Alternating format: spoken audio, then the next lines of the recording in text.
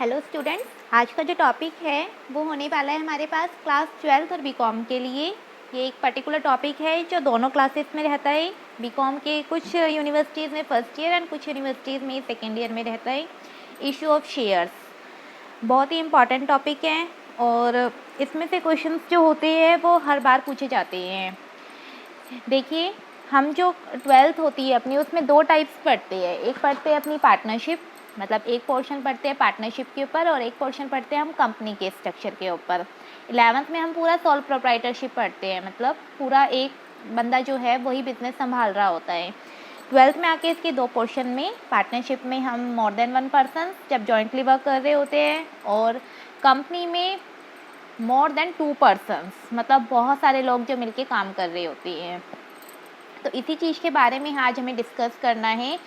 यहाँ पे कुछ पॉइंट्स लिखे गए हैं, कुछ टॉपिक्स लिखे गए हैं जो मेनली आज हमें डिस्कस करने हैं। Meaning of company, types of company, meaning of shares, types of shares, share capital क्या है, इसके कितने काइंड्स हैं, कितने टाइप्स होते हैं, reserve capital and capital reserve के बीच में क्या डिफरेंसेस हैं, and public subscription of shares. ये काफ़ी सारी चीज़ें हैं जो आज हमें डिस्कस करनी है।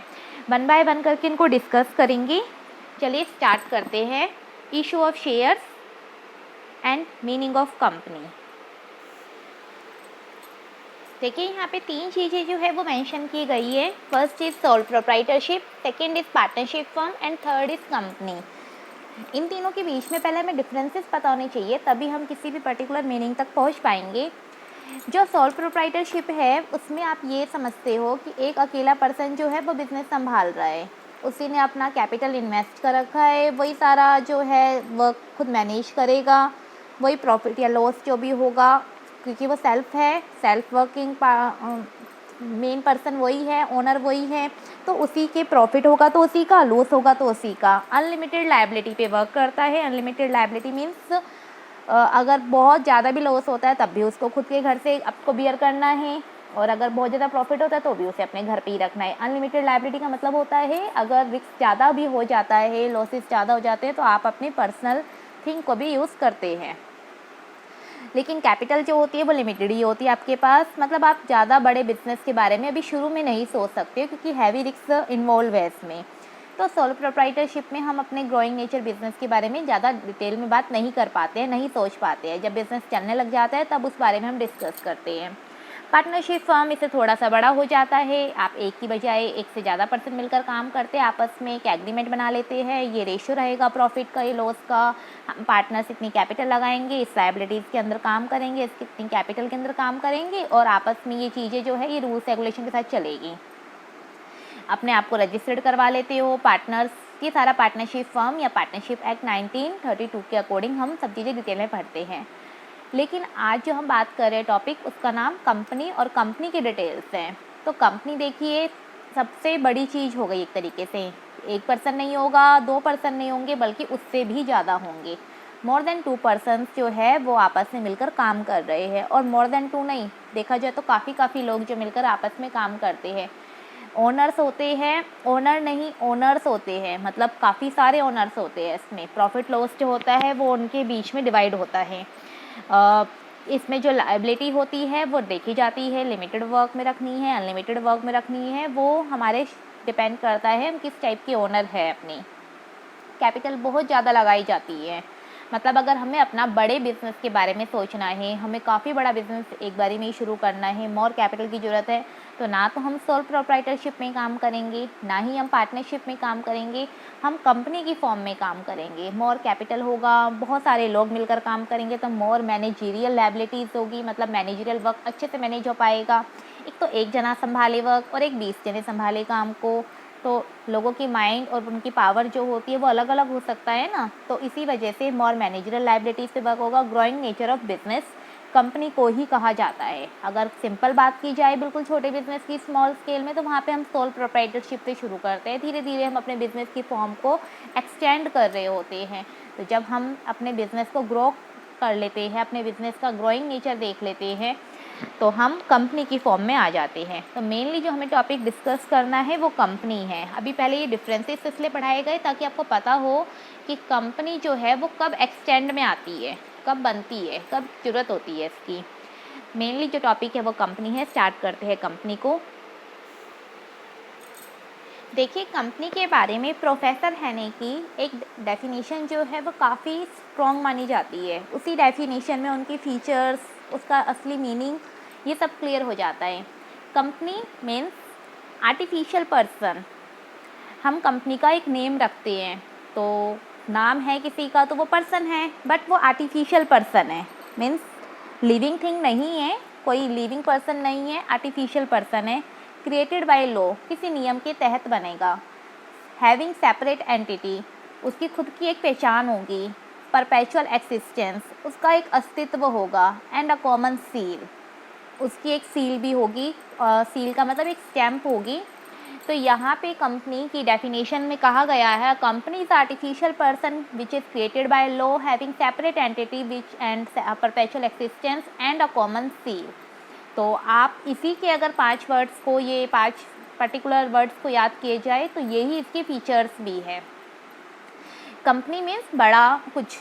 हमारे हर चीज़ में कंपनी को ही बड़ा कहा जाता है। किसी भी अकाउंट्स की डेफिनेशन में अगर हम बात करें तो जब हम ग्रोइंग नेचर के बिजनेस में काम कर रहे हैं, बहुत हैवी कैपिटल लगा रहे हैं, तो एक नाम तो रखेंगे, लॉ के तहत रखेंगे, कल को बंद ना हो जाए। तो अगर हमने लॉ के तहत बनाई तो वो लीगल भी है और उसको हम आगे रन भी कर सकते हैं। अपनी एक पहचान होगी उसकी, उसका अपना अस्तित्व होगा। और स्टैंप रखनी बहुत ज़रूरी है, क्योंकि विद कंपनी खुद साइन तो नहीं करेगी ना, तो कंपनी के नाम पे उसकी स्टैंप चलेगी।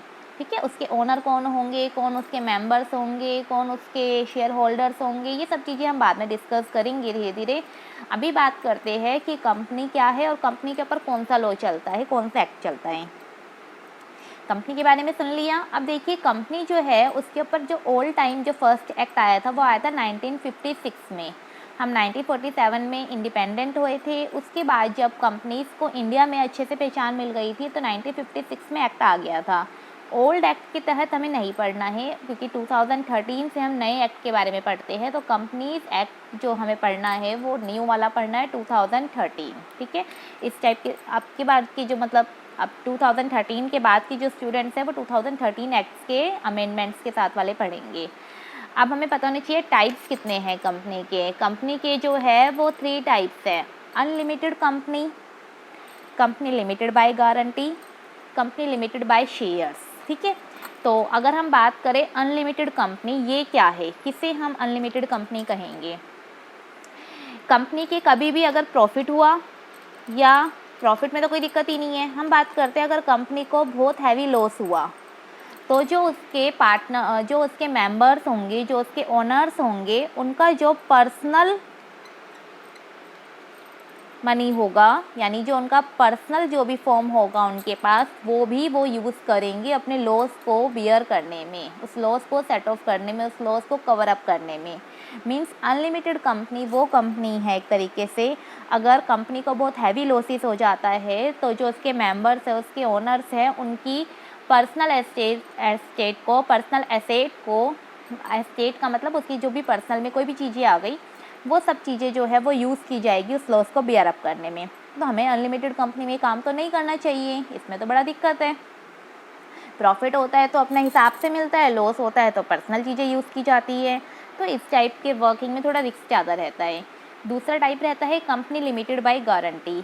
लिमिटेड बाय गारंटी, जब कंपनी वही वाइंडिंग अप की सिचुएशन में आती है, हम बात कर वाइंडिंग अप का मतलब कंपनी बंद होना, जब कंपनी जो है वाइंडिंग अप की सिचुएशन में आती है, तब एक गारंटी तक, एक लिमिटेड गारंटी तक जो है वो लॉस को बियर करते हैं उसके मेंबर्स। जो उसके मेंबर्स होंगे, जो भी उसके ओनर्स होंगे, वो एक लिमिटेड वाइंडिंग अप किसी कारण से करना पड़ रहा है कंपनी का और लॉस हुआ है, तो एक गारंटी तक जो है उसके मेंबर्स लॉस को बियर करेंगे। यहाँ पे तो पूरा करना पड़ता है जितना यूज़ हो जाए, यहाँ पे एक गारंटी तक ही करेंगे, उसके अलावा नहीं करेंगे।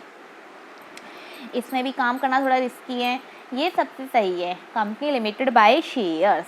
शेयर्स, आपने कंपनी के अंदर कितना मनी लगा रखा है, कितना शेयर खरीद रखे है, उसकी शेयर कैपिटल कितनी कर रखी है, उसी के अकॉर्डिंग ही आप जो है उतने ही पैसे जो देने के लिए लाइबल हो। उससे ज़्यादा आपको मनी नहीं देना है। उतना जो मनी आपको, जितने के आपने शेयर्स परचेज़ किए थे, उतने शेयर्स तक ही आप अपना पैसा जो है, कंपनी जब भी लॉस में आएगी या कंपनी जब भी वाइंडिंग अप के समय होगी, उतना ही लॉस आपको बियर अप करना है।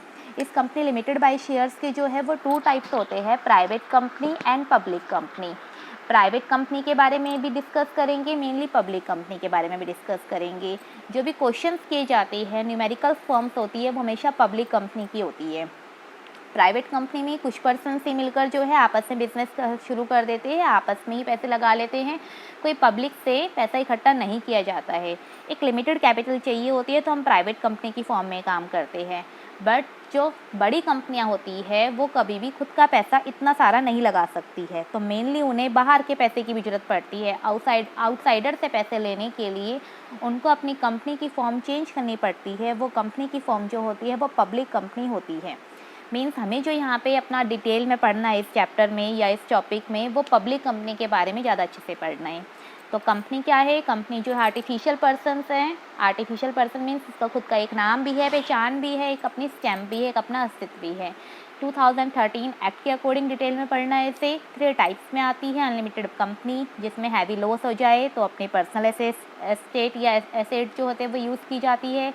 लिमिटेड बाय गारंटी, जब कंपनी वाइंडिंग अप की सिचुएशन में होती है तो एक लिमिटेड जितनी गारंटी उन्होंने पहले दी थी उतनी तक ही लॉस बियर करेंगे। Company limited by share, guarantee के ऊपर नहीं है, शेयर के ऊपर है। जितने रुपए तक के आपने शेयर खरीदे होंगे, अगर 10 रुपये तक का एक शेयर खरीदा है तो आपको 10 रुपये पे करना है लॉस के समय। 12 रुपये का शेयर है तो 12 रुपये तक पे करना है, और अगर 5 रुपये का है तो 5 रुपये ही आपको पे करने हैं। इन सब के बारे में हम डिटेल में पढ़ते हैं वन बाय वन। मेन हमें जो पढ़ना है वो पब्लिक कंपनी के बारे में पढ़ना है, तो पब्लिक कंपनी के बारे में हम डिटेल में पढ़ते हैं। अगर हम बात करें प्राइवेट कंपनी और पब्लिक कंपनी के, पहले इनके डिफरेंसेस को देख लेते हैं, तभी आप समझ पाएंगे कि पब्लिक कंपनी में काम कैसे किया जाता है और प्राइवेट कंपनी में काम कैसे होता है।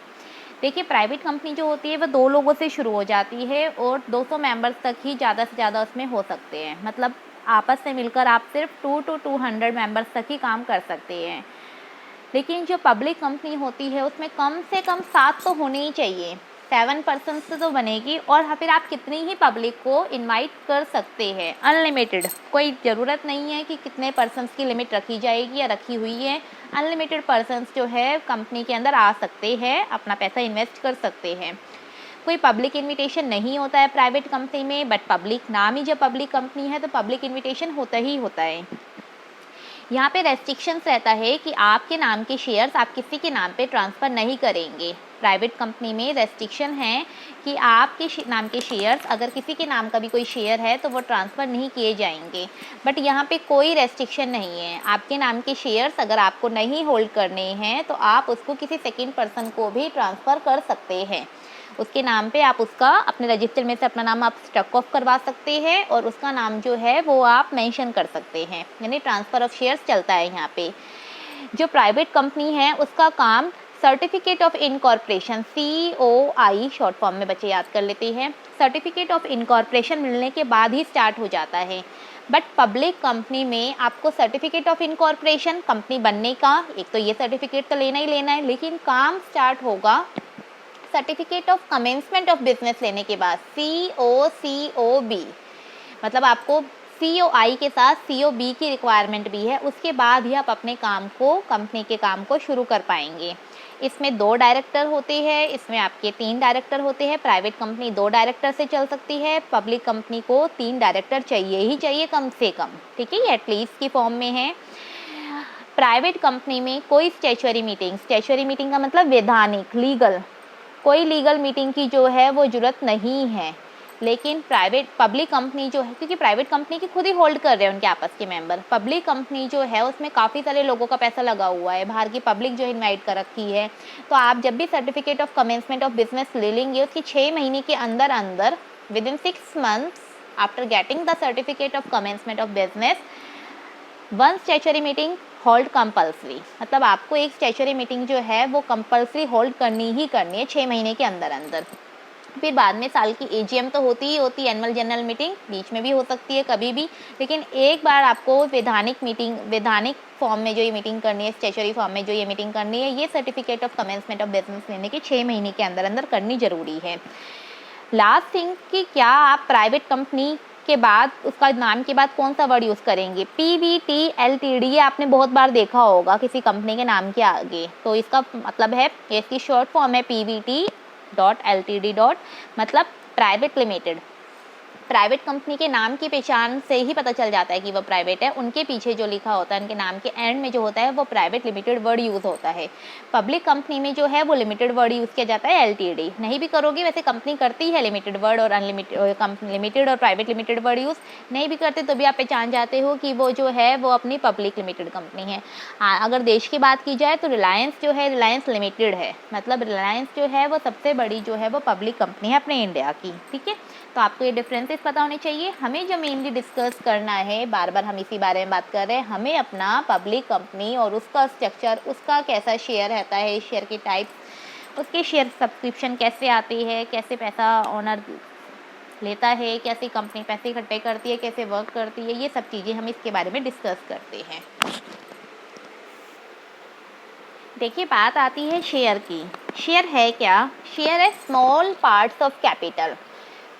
सपोज करते हैं ये मेरी एक कंपनी है, हमने ये कंपनी इस्टेब्लिश करी है, ठीक है, और इसके अंदर मुझे जो है वो 10 करोड़ रुपए की ज़रूरत है, तब जाके ये कंपनी बनेगी।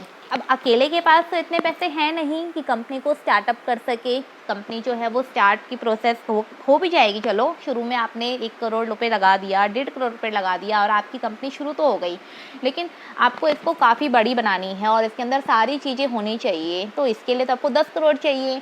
तो अब आपके पास इतना पैसा नहीं है, तो आप पब्लिक नेचर की कंपनी बनाना चाहते हो इससे, तो आप क्या करोगे? अपने कंपनी के आपने स्मॉल पार्ट्स जो है वो मार्केट में निकाल दिए। मार्केट में निकालने का मतलब आपने लोगों को इनवाइट कर लिया कि आप हमारी कंपनी के ये पार्ट्स जो है, इतने रुपए जो है आप हमें देंगे तो ये पार्ट आपका होगा, इतने रुपए आप हमें देंगे तो ये पार्ट आपका होगा। मतलब आपने एक तरीके से अपनी कंपनी के कैपिटल को इकट्ठा करने के लिए लोगों को इनवाइट करना शुरू कर दिया कि आप हमें पैसे दो तो ये पार्ट जो है वो हम आपको देंगे, आप उसके ओनर होंगे।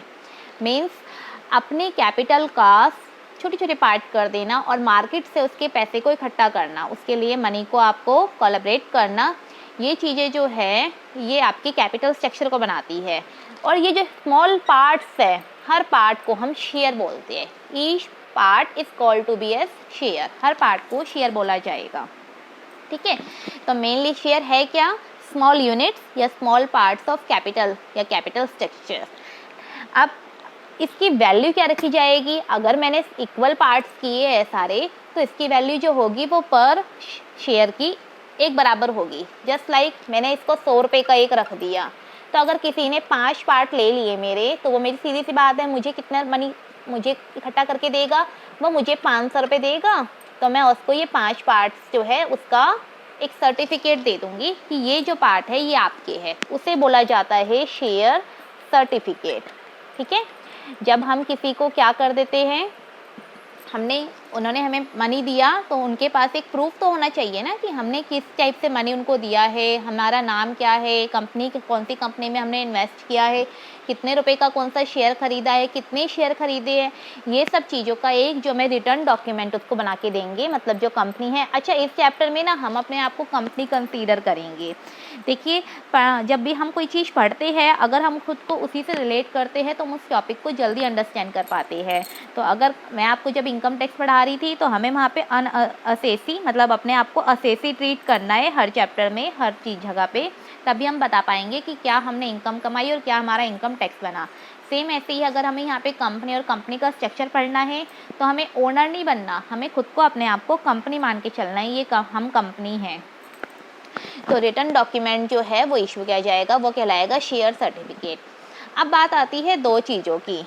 शेयर सर्टिफिकेट, ये अभी 12th के बच्चे को थोड़ा कम पता होता है, लेकिन फिर भी आपको मीनिंग पता होना चाहिए।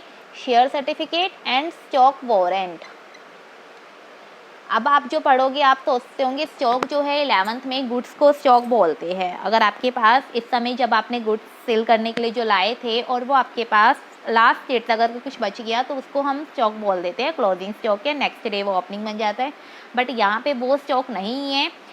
शेयर सर्टिफिकेट, जितने आपने शेयर्स खरीदे थे उसकी क्या वैल्यू थी, उसको आपने शेयर सर्टिफिकेट के फॉर्म में डिटेल में लिखवा लिया कंपनी से। मैं अपने आपको कंपनी कह रही हूँ, तो हमने आपको उसको बारे में मेंशन करके दे दिया। स्टॉक वारंट होता है जब आपके शेयर जो है वो फुल्ली पेड बन चुके हैं।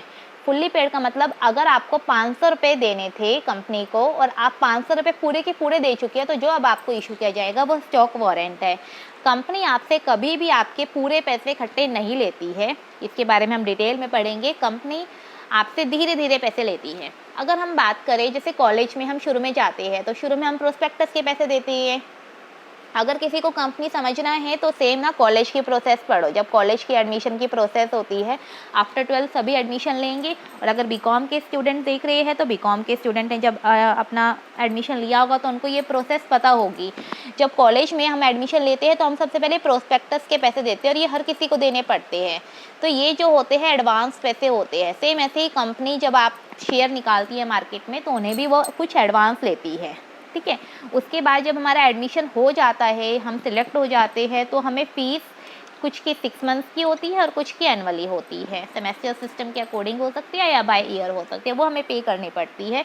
वो कुछ भी 2 साल की 3 साल की होती है कोर्स, कुछ 4 साल का, तो हमें 2-3 इंस्टॉलमेंट में पे करना पड़ता है। सेम ऐसे ही जो हमारा अगर 100 रुपये का एक शेयर था तो उसके भी हमें 4 पार्ट्स में जो है मनी कंपनी को देना पड़ता है। तो 500 जो मुझे देने हैं वो 4 पार्ट्स में देने हैं। तो जब मैं वो 4th लास्ट वाला पार्ट भी दे चुकी होंगी, कई बार ये 3 भी हो सकता है, कई बार ये 2 भी हो सकता है, मेनली ये 4 होता है। तो जब मैं लास्ट पार्ट उसका पे कर चुकी होंगी तो मुझे जो सर्टिफिकेट इशू होगा वो सर्टिफिकेट नहीं, अब मुझे वो इशू होएगा स्टॉक वारंट, ठीक है। मुझे नहीं, अब की बार में अगर मैं अपने आप को कंपनी कंसीडर करी तो जो सामने वाले पर्सन को हम जो इशू करके देंगे वो होगा स्टॉक वारंट। तो सिंपली पता होना चाहिए कि शेयर क्या है। शेयर जो है वो स्मॉल पार्ट्स ऑफ कैपिटल है। जब कंपनी का कैपिटल जो स्ट्रक्चर होता है काफ़ी लेंथी होता है, काफ़ी बड़ा होता है, ह्यूज होता है, तो इतना पैसा एक पर्सन के पास नहीं होता, तो वो बाहर पब्लिक को इनवाइट कर लेते हैं। पब्लिक इन्विटेशन करते हो तो आप पब्लिक के ऊपर ट्रस्ट, आपका ट्रस्ट जो है वो होना चाहिए, मतलब आप पर कंपनी का पब्लिक का ट्रस्ट होना चाहिए। तो उनको आप कुछ रिटर्न फॉर्म में दोगे, रिटर्न डॉक्यूमेंट में दोगे, उसको बोला जाता है शेयर सर्टिफिकेट। जब वो कंपनी का पैसा पूरा दे देते हैं कंपनी को उनके नॉमिनल वैल्यू का, तो उसको बोला जाता है स्टॉक वारंट, ठीक है। अब हम टाइप्स ऑफ शेयर डिस्कस कर लेते हैं। देखिए शेयर्स के जो है मेनली 2 टाइप्स है, equity share and preference shares. पहले आपको पता होना चाहिए कि equity shares and preference shares का जो पर्टिकुलर मीनिंग क्या है। इक्विटी शेयर्स लेने वाला पर्सन कहलाएगा इक्विटी शेयर होल्डर। अगर कंपनी ने अपने इक्विटी शेयर इशू किए हैं तो कंपनी उस शेयर को लेने वाला पर्सन कहलाएगा इक्विटी शेयर होल्डर। सेम ऐसे ही अगर किसी ने प्रेफरेंस शेयर्स लिए हैं तो वो कहलाएगा प्रेफरेंस शेयर होल्डर। ये है क्या, इनके बीच में डिफरेंसेस क्या है। इक्विटी शेयर लेने वाला पर्सन जो होता है वो ओनर होता है कंपनी का, वो रियल ओनर होता है। अगर आपको पहला ही वर्ड ये है कि कंपनी का ओनर कौन है, जिसने कंपनी के इक्विटी शेयर्स परचेज किए हैं। प्रेफरेंस शेयर्स लेने वाला पर्सन ओनर नहीं होता, ये ध्यान रखना। शेयर तो लिए है, वो